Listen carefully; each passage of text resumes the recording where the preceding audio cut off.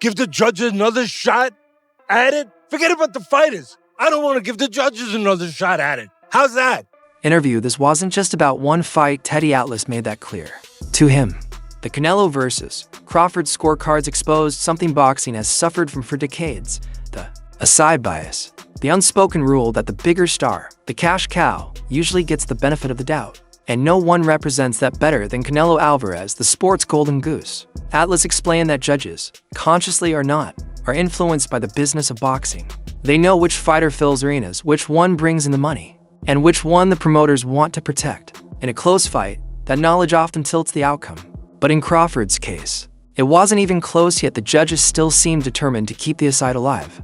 To Atlas, the scorecards were proof that boxing's brand protection is stronger than its integrity. If I'm with Canelo, I think I'm happy with Cheatham.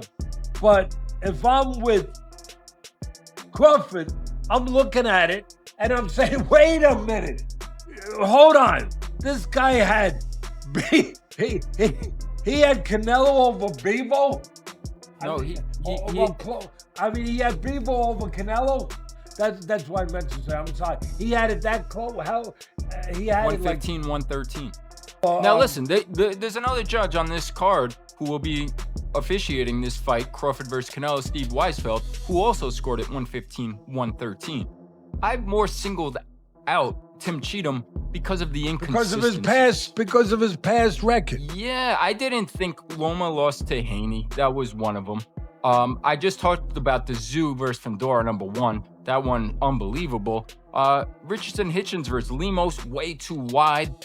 Just recently, we watched a great fight, Figueroa versus Joet Gonzalez. Way too wide for Figueroa. There's been too many examples of that. Atlas wanted to show an example. He didn't hesitate. He dropped a name, Tim Cheatham. From the moment the judge's name was announced, Atlas and Crawford's camp grew uneasy. Cheatham, after all, has a history of controversial scorecards. Atlas reminded fans of Bivol versus Canelo, a fight where Bivol dominated. Yet Cheatham scored at 115 to 113, only a single round away from a draw. To Atlas, that wasn't coincidence, it was a pattern. Aside fighters kept getting the edge when Cheatham held the pencil. So, when he was assigned to the Crawford fight, Atlas saw danger signs everywhere. And after the bout, his worst fears were confirmed. The official cards read 116 to 112, 115 to 113, and 115 to 113. The thing that bothered me, there's only one thing that really did bother me, and that's why I don't want a rematch, I'll be honest. I've been in this business 50 years, too long to fool myself. Those judges should be really, they got to look in the mirror to have it that close. There's no way it was that close. Thank God he dominated. Because otherwise we might be here talking a whole different thing and really going nuts. And I would definitely break this thing. Yes, you would. I believe you. And maybe that. And I'd owe money. And I couldn't care. I would pay it. But at the end of the day, that's why I don't want to see it again. He dominated, and the judges had it that close. Yeah. Give the judges another shot at it. Forget about the fighters. I don't want to give the judges another shot at it. How's that? Atlas wasn't the only one outraged. Former NFL star and outspoken sports personality Chad Ochocinco joined the chorus of disbelief. Watching the fight live, he said it was impossible to view it as close. In his words, Bud dominated. I'm talking dominated. Cleaner shots, harder shots, more activity. There's no way you thought that was tight. Like Atlas, he calculated Crawford won at least 9 or... Bud, that was a great display of boxing. And had Bud not made it so convincing, there's no way, ain't no way to judge, because I don't give a damn what they say. And no, I've never been a judge. I've never judged the fight officially. But that's not a 115, 113. That's not a 116, 12.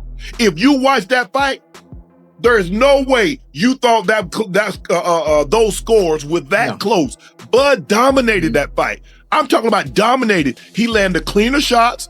He landed the harder shots. He was active. Yeah, okay. So he followed him around the ring. Yeah, he was pressuring him. But guess what? Every time he come in there, he got slapped. Yeah. I mean, listen, I really, really enjoy it. When it comes to boxing, when it comes to the sweet science, for those who know the game, who know the sport, and are not just casual fans of it, when it's done the right way, it's like art. It's like a puzzle. All you're doing is putting the pieces together. Whatever he does, I got something for that. Whatever you do, if he has something for that, you come back with something else. I mean, it's a beautiful thing when it's done the right way, and I really thoroughly enjoyed tonight's fight. Bud won at least 9 to 10 of those rounds. Bud won 9 to 10 of those rounds. There's no way in hell, if you watched that fight, you thought Canelo won as many rounds as Sutherland and Cheatham, they would be the first guys called into the office on Monday if a national czar came in and said, I'm going to start investigating this sport. I'm starting to look at the things that Teddy Atlas talked about and a lot of other people talked about. I'm going to start, and that a lot of fans talk about, that they're leaving the sport because of the bad judging and officiating. I'm going to start to look at it. And the two guys I would say to you, sir, whoever you are, I would say, sir, it might be a good place to start with a guy named Sutherland and a guy named, yes, sir, I'm not making this name up. What is the name, Teddy? Cheatham. I had people winning 11 rounds. All right, even if you said 10, you'd be kind of generous. But to have it that close, I mean, come on. And then the other fights you talked about, I mean, he's got a track record where the problem with him isn't just that he's so off and the numbers are so off. They're off for always the A fighter. That's the thing that puts a light on in my mind, that puts a danger light on, is that he's always, Canelo's the A guy, always, right? We know that. We don't have to dispute that. So it's not like he's on the side of the B guy. He's always on the side of the guy that the promoter would want to win. That's what bothers me. But for Atlas, the problem is systemic.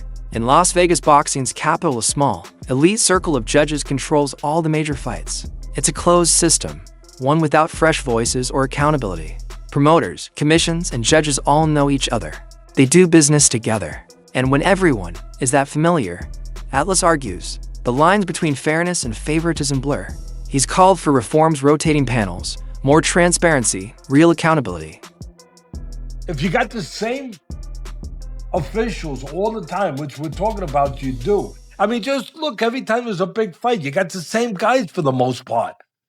And again, I think that you can help a lot by rotating and getting new blood in there.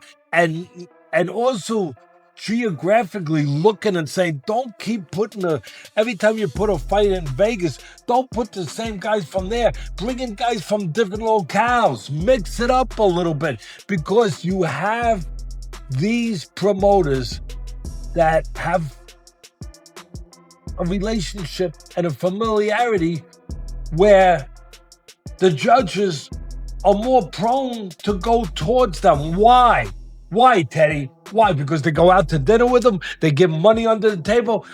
They do go out to dinner. I'm not saying they give money under the table. I'm not saying that. But they know that those are the guys that butter their bread. So how did Terence Crawford beat the odds stacked against him? Atlas credits something rare, Crawford's digital mind. While most fighters rely on strength or instinct, Crawford, he says, is like a supercomputer, produces data in real time, analyzing, adjusting, exploiting weaknesses with precision. He reads opponents, downloads their patterns, and dismantles them. But it isn't just intellect that makes him special. It's his unshakable mental toughness. Years ago, Crawford survived being shot, a life-or-death experience that forged his resilience. After that, no punch in the ring could compare. Atlas believes that's the secret. Crawford carries. They tried to bury Terence Crawford. They tried to ruin his reputation and say that he wasn't a draw when the numbers were there for you to see. When he went to MSG against guys that didn't have big names or that were faded, like Amir Khan, or when he fought Kaviaskis, he did numbers. There was a smear campaign about his personality. He doesn't talk. Nobody wants to hear him. No, that you don't want to hear him. So you try to speak for the masses when the whole time you have a star right here. You got to learn how to talk to this man. Even as recent as his last fight, the fight before Canelo, the smear campaign continued. I don't hear the smear campaign now. Them voices got really, really quiet, like they typically do when they get proven wrong. And they either try to jump on the wagon. I knew this kid was going to be that. or they get very, very quiet and they start to retreat back to wherever they came from and they don't have a lot to say. So I'm happy for this brother for that reason, because they tried to bury him, Roy. It didn't work. He overcame that. He said, give me my shot. I'm going to show you. And he kept doing it time and time again. And he did it again against Canelo Alvarez Saturday night.